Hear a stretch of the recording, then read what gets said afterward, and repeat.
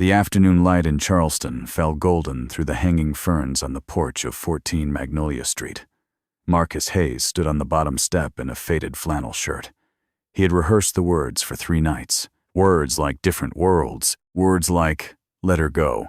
Words like, I am not enough. Victoria Sterling lifted one finger and pressed it gently against his lips before a single syllable escaped. Behind her, the porch boards creaked in the sea breeze. Inside, Lily was waiting. In one silent gesture, a billionaire stopped the man she loved from breaking her heart a second time. 3 years before that afternoon, on a Thursday morning when a soft spring rain tapped against the windows of Charleston's oldest coffee shop, Victoria Sterling sat at her usual table near the glass. Her tablet displayed a property inventory report, columns of addresses and assessment values glowing faintly against the gray light. To anyone watching, she looked exactly as she always did. Composed, precise, the kind of woman who could negotiate a 9-figure acquisition before lunch and never raise her voice. The shop sat on the corner of Magnolia and King Street, where old brick buildings still held the warmth of a city that believed in ironwork balconies and front porch conversations. Victoria came here 3 mornings a week. She told herself it was because the coffee was exceptional. That explanation had stopped being true approximately 2 years earlier. The real reason arrived every Thursday at 7:45 in a Ford F-150 with a cracked taillight and sawdust on the dashboard. The bell above the door chimed. Marcus Hayes stepped inside carrying a cardboard box under one arm, tall, broad-shouldered, wearing work boots dusted with sawdust and a denim jacket that had seen better decades. He looked like every honest man America was built on, but rarely remembered to honor. His smile appeared the moment he spotted her. Morning, Victoria. Her heart betrayed her immediately. It always did. Morning, Marcus. He set the box beside her table. Brought those shells, I promised. Lily polished them herself last night. She wanted to make sure you got them before the weekend. At the mention of his daughter, Victoria felt the familiar warmth she never allowed herself to show. 8-year-old Lily Hayes had somehow slipped past every wall Victoria spent years constructing. Tell her thank you for me. She will be happy to hear that. Marcus pulled out the chair across from her. Mind if I sit for a minute? Of course. The rain continued its gentle rhythm against the glass. A few customers murmured in the background. Everything felt ordinary, peaceful, safe. Then Marcus smiled in a way she had never seen before, a smile that carried nervousness and pride in equal measure. Actually, I have some news. Victoria lowered her tablet. I finally went on a date. For one brief second, the entire room seemed to disappear. The rain, the voices, the smell of cinnamon and fresh ground beans, all of it faded into a silence so complete that Victoria could hear her own pulse hammering against her ribs. A date? Yeah. Marcus rubbed the back of his neck. First one in years. Her name is Rachel. We met at one of Lily's school events. He paused, and a gentleness crossed his face that Victoria had only ever seen directed at his daughter. She is kind, patient, and Lily likes her. That matters more than anything. Something sharp and quiet moved through Victoria's chest. Not anger, not jealousy, something worse. The particular fear that arrives when you realize the person you love may finally belong to someone else. The kind of fear that does not shout, but whispers. And what it whispers is too late. That is wonderful, Marcus. You deserve happiness. The words sounded distant even to her. That means a lot coming from you. He smiled gratefully, then stood and reached for his jacket. I should get going. Job site across town. Custom staircase restoration. Client wants it done by Friday. Of course, the bell chimed. The door closed. The shop grew quiet.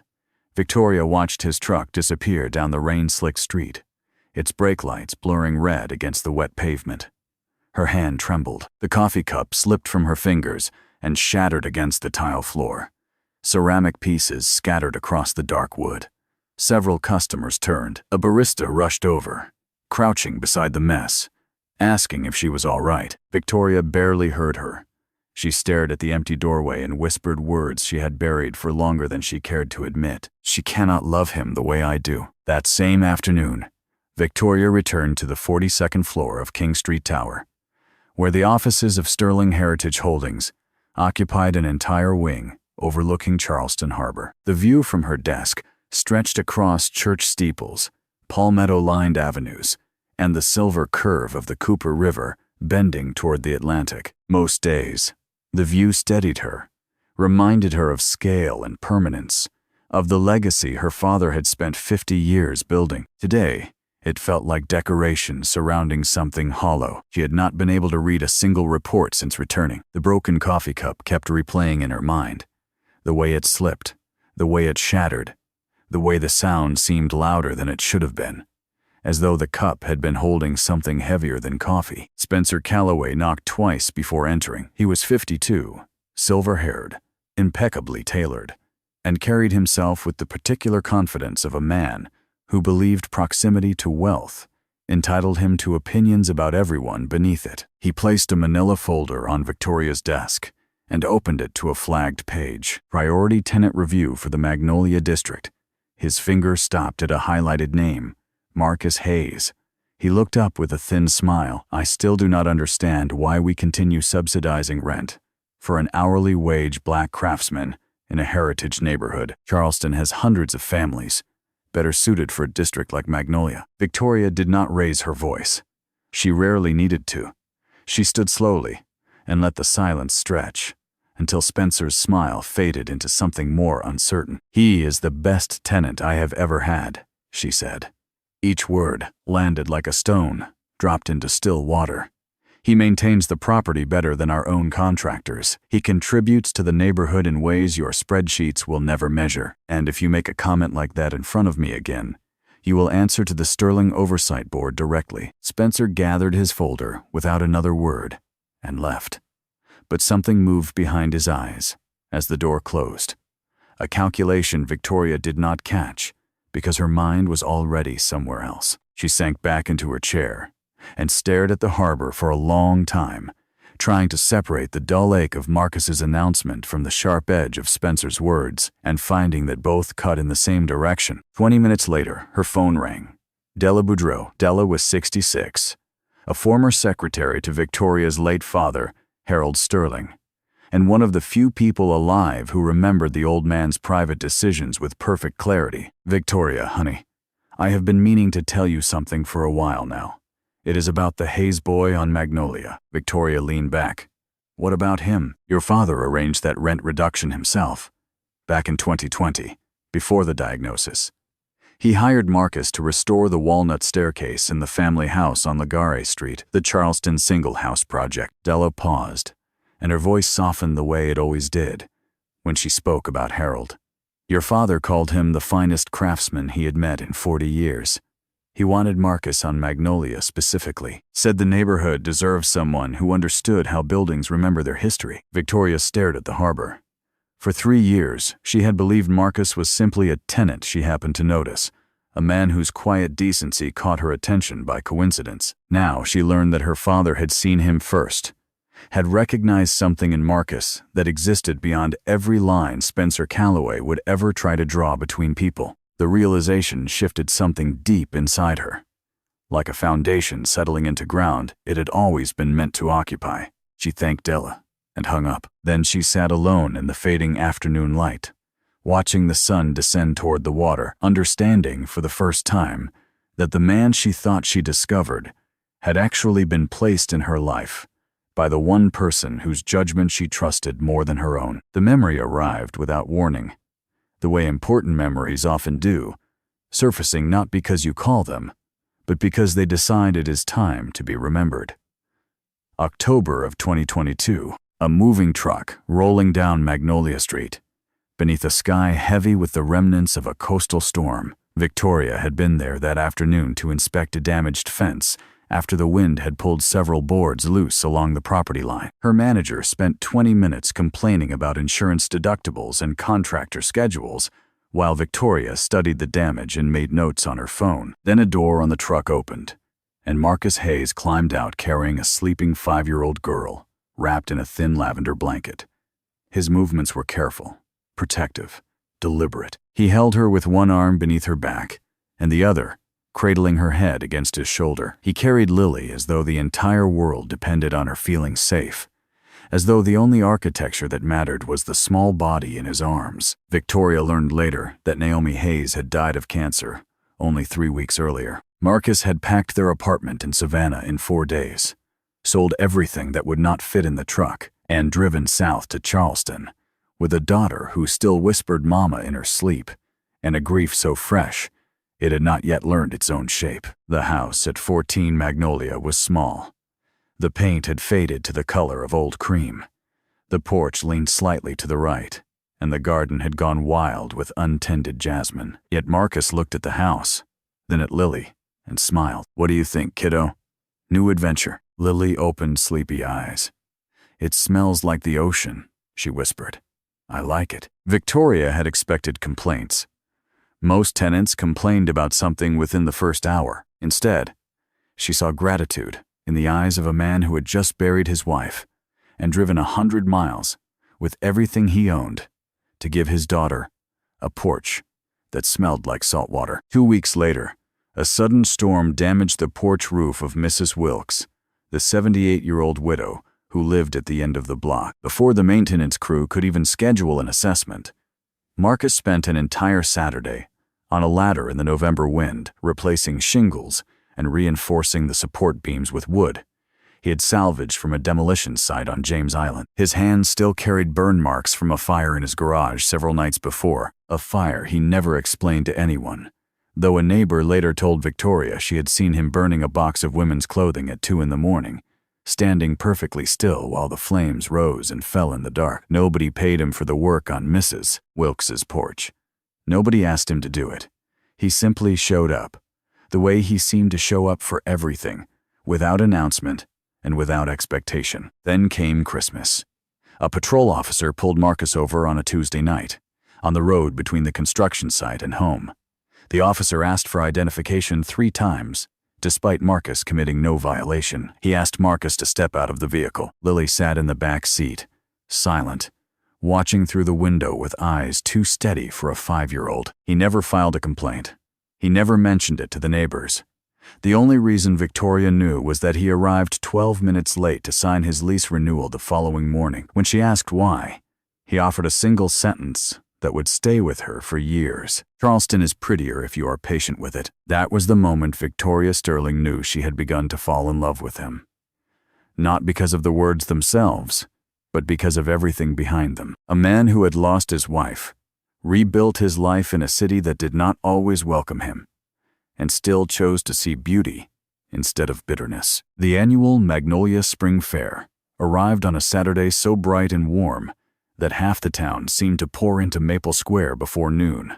Colorful banners fluttered above the sidewalks. The scent of kettle corn and low-country barbecue drifted through the afternoon air, while children chased each other between craft booths and a jazz trio played standards near the gazebo. Marcus stood behind the school fundraiser table, helping Lily arrange boxes of homemade cookies she had decorated with purple icing and crooked stars. Every few minutes, someone stopped to greet him. He answered every conversation with the same easy warmth that made people feel noticed and remembered.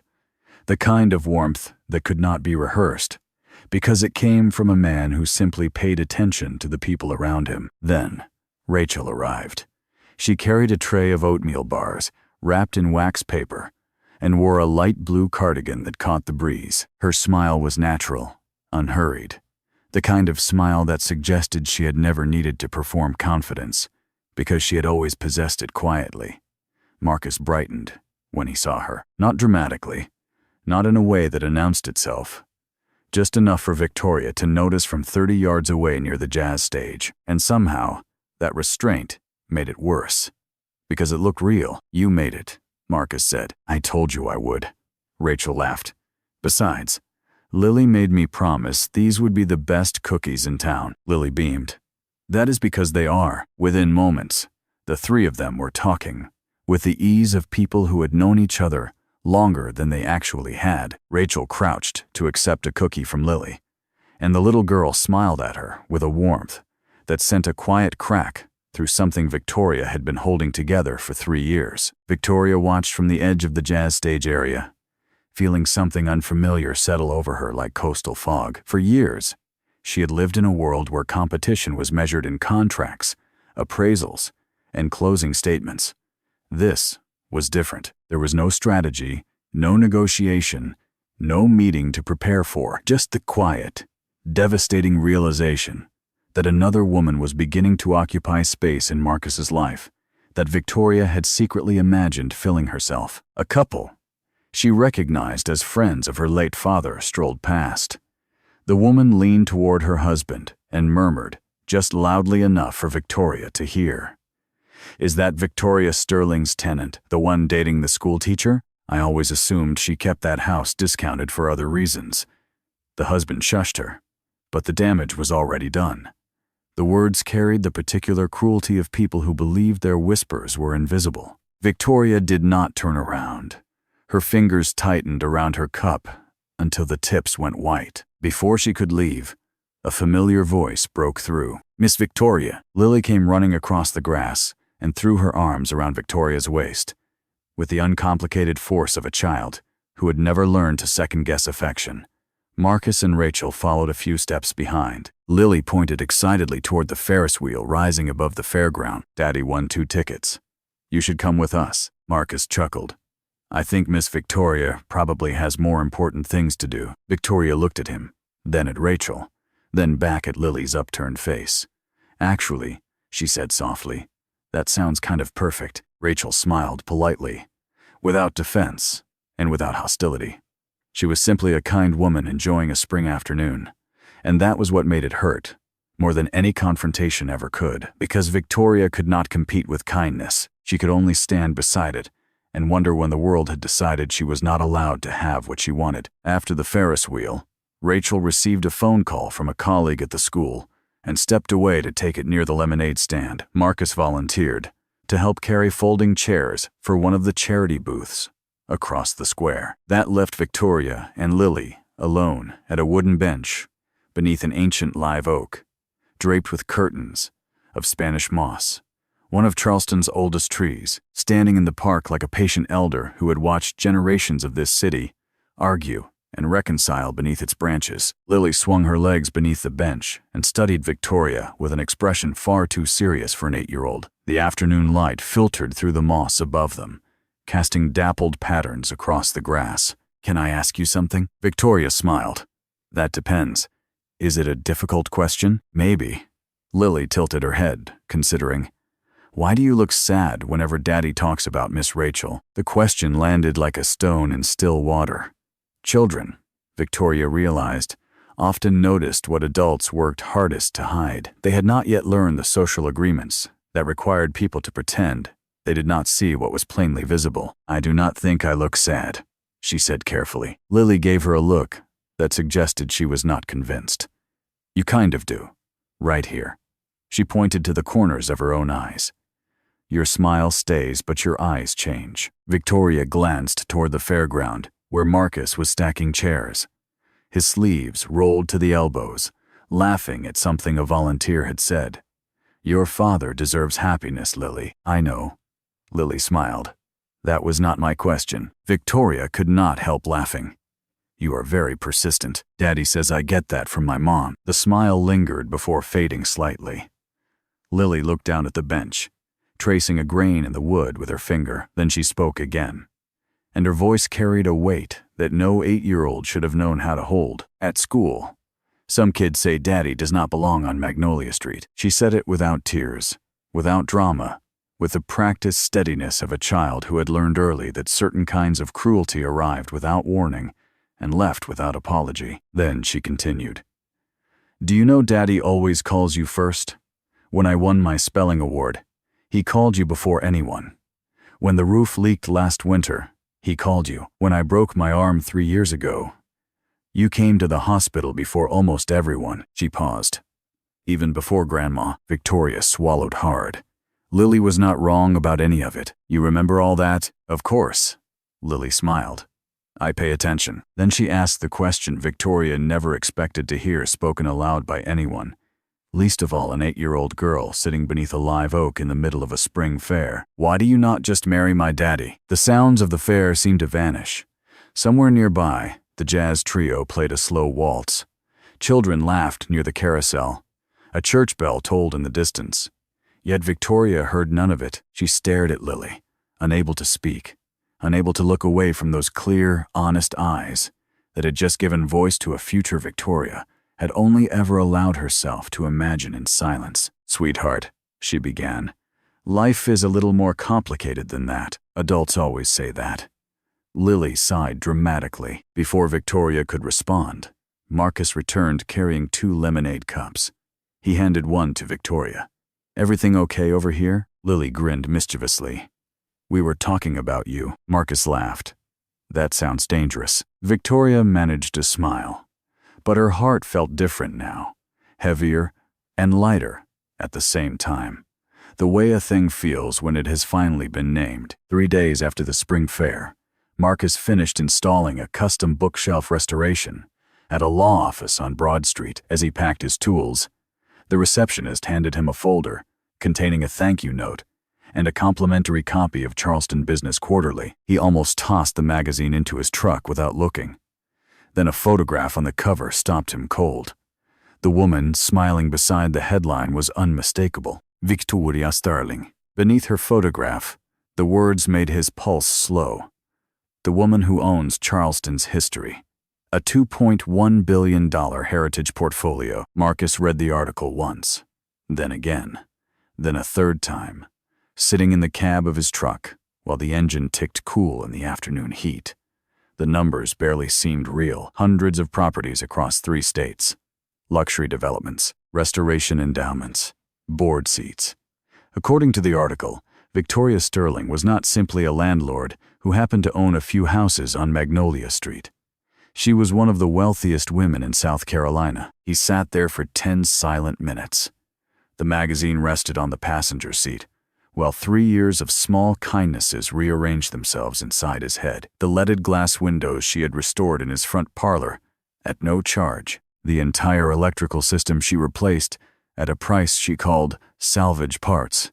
A price he now understood could not possibly have been real. The rent that never increased. Not once in 3 years, while every other house on the block had tripled. The way she always seemed to be in the neighborhood when something needed attention.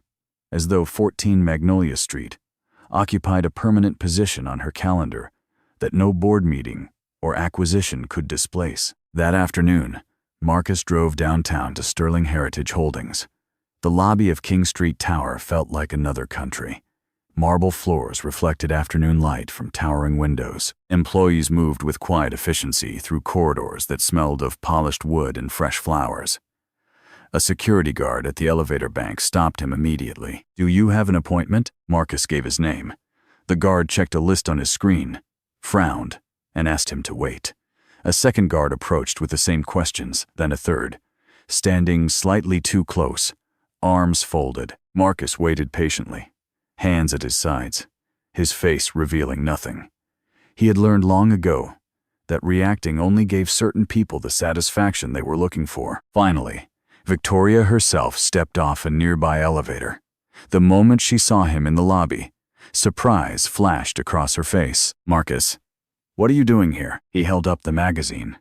"You forgot to tell me something." They walked to a small outdoor terrace, overlooking the harbor. The afternoon breeze moved gently through potted palmettos along the railing. As they stepped through the glass door, Marcus heard Spencer Calloway's voice drifting from a nearby corridor, pitched low, but perfectly audible. "So this is the one Sterling keeps on Magnolia. Finally got invited upstairs, did he?" Marcus did not turn. His jaw tightened once, then relaxed. Victoria did not hear it. She was already walking toward the railing, her back to the corridor, her eyes on the harbor. "Why did you never tell me?" Marcus asked. "Because I liked being Victoria. Just Victoria. Not the portfolio. Not the name on the building." "You are still Victoria." A sad smile touched her lips. "You say that now, but I've watched that magazine change the way people look at me my entire life. It becomes the only thing they see." They stood together for a long moment, watching boats move across the harbor in the late golden light. Then Marcus spoke quietly. "I need time to process this." Victoria's eyes lowered for a moment.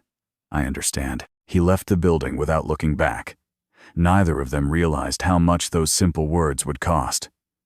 Because for the first time since they met, Marcus began pulling away. And for the first time in years, Victoria feared that the truth about who she was might erase the one person who saw past all of it. The weeks that followed moved in a kind of careful silence that neither Marcus nor Victoria knew how to break. The easy rhythm they had built over 3 years dissolved slowly into polite messages and measured distance. Marcus still answered her texts. Victoria still personally reviewed every maintenance request involving his house. But something invisible now stood between them, and every attempt to reach across it only made the gap feel wider. Every time Marcus looked at her, he no longer saw only the woman who drank coffee with him on rainy Thursday mornings. He saw corporate towers, private security teams, and a world so distant from his sawdust-covered hands that it felt impossible to bridge. He told himself the distance was practical. He told himself it was responsible. He told himself that a man who drove a 15-year-old truck and measured his income by the project had no business imagining a future beside a woman whose net worth required 12 digits to write. He increased his workload, accepting restoration commissions for 4 old houses on James Island, just to fill the hours that used to belong to Thursday mornings. The coffee shop came and went without him. 2 weeks, then 3. Rachel filled the spaces he left behind. One late afternoon, they walked together along Battery Park as the sun dropped toward the harbor and the old live oaks cast long shadows across the promenade. Rachel was thoughtful, patient, genuine. She laughed at his humor without performing. She listened when he talked about Lily without redirecting the conversation toward herself. She was present in the quiet, uncomplicated way of someone who simply wanted to be where she was. Walking beside her beneath strings of golden light that reflected off the water, Marcus felt something close to peace. Not excitement. Not the breathless pull that rearranges your chest when someone walks into a room. Just the steady, manageable comfort of a woman who showed up without complication. After 3 years of carrying every weight alone, comfort felt like enough. He told himself peace and love might be the same thing. Across town, Victoria sat alone at her desk on the 42nd floor, staring at numbers that should have demanded her attention. The quarterly reports blurred on her screen. Instead, she had finally launched the internal audit she had been postponing for months, the one she had avoided because a part of her feared what she would find. Della Boudreau helped her pull archived expense records for the Magnolia Heritage District Restoration Fund. Together, they spread the files across Victoria's conference table and read them line by line. The numbers told a story Spencer Calloway never intended anyone to discover. $1.4 million diverted from the restoration endowment into a shell corporation registered in Atlanta under the name Palmetto Bridge, LLC. Invoices for work never completed on properties Spencer had flagged for deferred maintenance. Contractor payments routed through accounts that traced, after 3 layers of redirection, to Spencer's brother-in-law. The fraud was meticulous but not invisible. Not to someone who had spent her career reading the architecture of money. Late that night, alone in her office, with the harbor lights shimmering 42 stories below, Victoria closed the laptop and pressed her palms against her eyes. She had the evidence. She had the weapon. She could end Spencer Calloway's career with a single presentation to the board, but the victory felt hollow. The office was enormous and silent, and the only thing Victoria wanted was a Thursday morning that smelled like coffee and sawdust. She looked toward her desk, where a photograph of Lily eating ice cream at the town fair sat in a small silver frame. She had never told anyone about that picture, certainly not Marcus. For the first time in her professional life, Victoria Sterling did not care about winning. She only cared about the man who had stopped showing up. The annual Charleston Heritage Foundation banquet filled the historic town hall on a warm Friday evening in late spring. Crystal chandeliers cast soft amber light across tables, draped in white linen. A jazz quartet opened with Stardust, and the melody drifted through the room like a memory no one could quite place. The building itself was nearly 200 years old, its walls lined with portraits of benefactors and preservationists who had spent their lives arguing that the past deserved a future. Marcus arrived with Rachel. He wore a dark blazer over a pressed white shirt, the only formal clothes he owned, and shoes he had polished that afternoon for the first time in months. Rachel wore a simple black dress and carried herself with quiet grace. They greeted neighbors, teachers from Lily's school, and local business owners, moving easily through the crowd as the evening settled into the comfortable hum of a community gathered to celebrate itself. Victoria arrived alone. She wore a deep navy evening dress. No jewelry except a thin gold chain her father had given her on her 30th birthday. She greeted donors, city council members, and Preservation Society directors with the composure she had perfected over a decade of public life. She thanked contributors. She listened to proposals. She smiled at every introduction. To everyone watching, she appeared exactly as expected. Polished, controlled, present. Only her eyes betrayed her. Several times during the first hour, her gaze drifted across the room toward Marcus before pulling away again, like a tide that could not decide whether to come in or retreat. Near the end of the evening, the mayor stepped to the podium and announced the annual community recognitions. One award, called the Quiet Hands Award, honored a local resident whose contributions to Charleston's architectural heritage had benefited dozens of families and historic properties over the past 3 years. The name called was Marcus Hayes. Applause filled the room. Marcus walked to the stage, visibly uncomfortable with the attention. The mayor spoke about volunteer repairs for elderly neighbors, the restoration of 6 historic facades, and years of skilled labor performed without any expectation of recognition or compensation. 3 men seated near the center aisle leaned toward each other. One muttered just loudly enough for the surrounding tables to hear. "They are giving this to a renter now?" Another man chuckled softly. A third shook his head and reached for his wine glass. Marcus accepted the plaque and thanked the audience briefly, his voice steady but humble. He was stepping away from the microphone when Victoria appeared at the edge of the stage. She had not been introduced. She had not been scheduled to speak. She simply walked up, took the microphone from the mayor's hand with a glance that asked permission and received it, and turned to face the room. "My father, Harold Sterling, hired this man 6 years ago to restore a walnut staircase in our family home on Ligari Street."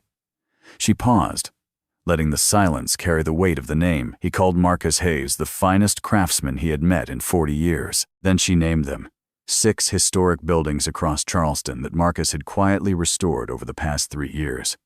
The Calhoun Row portico, the Ansonboro carriage house, the wrought iron balcony on Church Street that the Historical Society had classified as beyond repair, the pine flooring in the Huguenot Chapel Annex, the cypress shutters on Trad Street, the brick archway at the old Exchange Building that 3 licensed contractors had refused to touch. She spoke with precision and authority, naming dates and details that no one else in the room could have known. And beneath the precision, there was something that sounded, to anyone paying close attention, like pride that had been waiting years to announce itself. The applause that followed was different, louder, longer. The 3 men near the aisle did not clap, but they did not speak either. Rachel watched from her seat. She looked at Marcus standing on the stage, then at Victoria standing beside him, then back at Marcus. A quiet understanding crossed her face.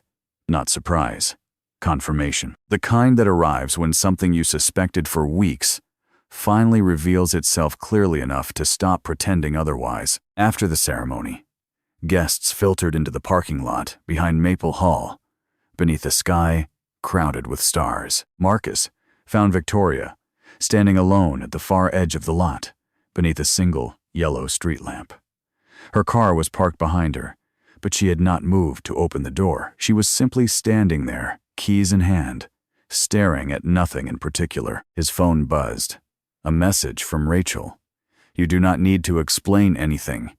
Go talk to her." Marcus crossed the parking lot and stopped a few feet away. "Victoria," he said quietly. She looked up. Surprise flickered across her face, followed by something she could not disguise quickly enough. "What are you doing here?" she asked. "I think I should be asking you that." Neither spoke for a moment. The street lamp hummed faintly above them. Somewhere beyond the harbor, A ship horn sounded low and distant. "Why did you pull away?" Marcus asked. Victoria closed her eyes briefly. "I did not pull away." "You did." His voice remained gentle, but steady. "You stopped coming to the coffee shop. You stopped calling. You stopped showing up on Thursdays. You stopped being the person Lily asks about every morning at breakfast." The silence that followed was not empty. It was full of 3 years of unspoken sentences. "You were building a future with Rachel," Victoria finally said, "and that bothered you." She looked away. Her fingers tightened around her car keys until the metal pressed white lines into her palm.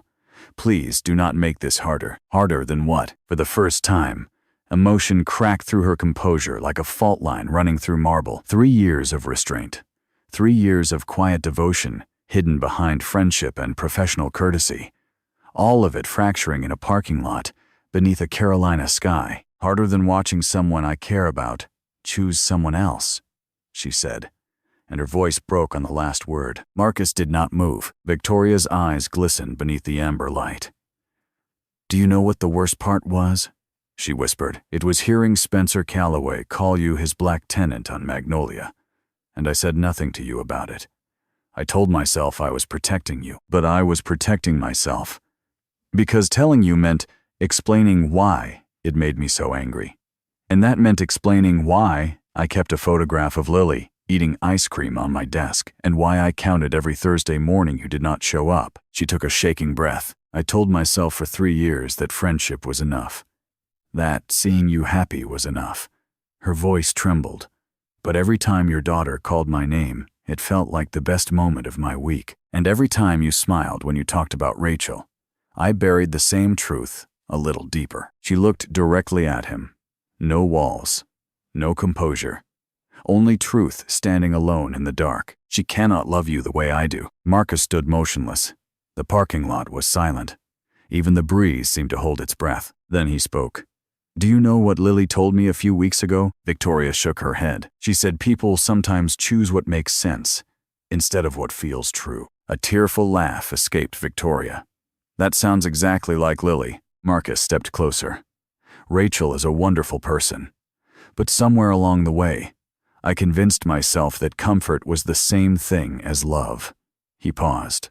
"It is not." The words were simple, but they carried the weight of every Thursday morning, every quiet repair, every silent moment they had stood beside each other without admitting what it meant. 2 hands did not touch, but the distance between them, after 3 years, finally closed. 2 weeks later, the Sterling Heritage Oversight Board voted 7-1 to suspend Spencer Calloway, pending a federal investigation into the diversion of $1.4 million from the Magnolia District Restoration Fund. His office was cleared by noon. His name was removed from the company directory before the end of the week. Della Boudreau attended the board meeting as a witness, carrying the same leather journal she had kept for nearly 40 years, and when asked whether Harold Sterling would have approved of the action, she answered with 2 words, without hesitation. Marcus met Rachel at the coffee shop on a quiet Wednesday afternoon. The conversation was brief, honest, and kind. Rachel stirred her tea and offered a gentle smile. "I saw it a long time ago," she said, "the way you two looked at each other when you thought no one was watching. Sometimes, the best thing a person can do is recognize when to step aside." They parted as friends. No anger, no bitterness, just grace. Sometimes the kindest endings are the ones that make room for the truest beginnings. On a Sunday afternoon in late spring, Marcus, Victoria, and Lily sat together on a wooden bench at Battery Park, watching sailboats glide across Charleston Harbor. The late sun turned the water to gold and painted long shadows across the seawall. A warm breeze carried the scent of salt and jasmine from the gardens along the promenade. Lily sat between them eating a dripping ice cream cone, her legs swinging gently above the ground. "Can I tell you both something?" she asked. "Of course," Marcus said. Lily smiled with the quiet confidence of a child who had been paying closer attention than anyone realized. "I knew this was going to happen." Victoria laughed. "For how long?" "Years." Marcus nearly dropped his cup. Lily nodded, as though this were the most obvious fact in the world. "You always looked at each other the way people look at home." No one spoke after that.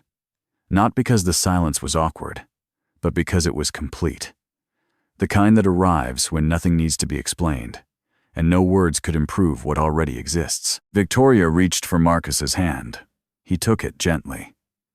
Lily leaned against them both and closed her eyes. Later that evening, they returned to 14 Magnolia Street. The porch light glowed warm against the white clapboard siding.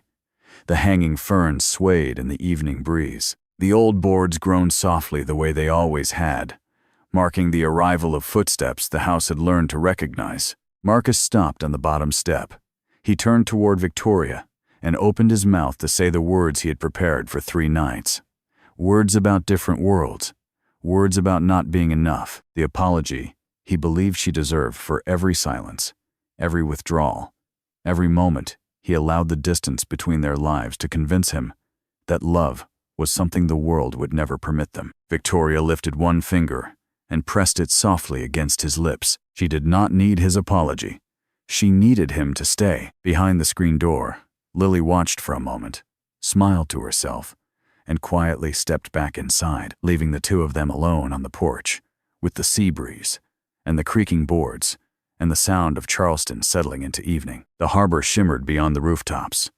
The stars appeared one by one above the church steeples, and somewhere in the old heart of a city that had spent centuries learning the difference between what it built and what it preserved, 2 people finally stood in the same truth they had been circling for 3 years. Charleston is prettier if you are patient with it. And for the first time, both of them knew they had been patient long enough to deserve this.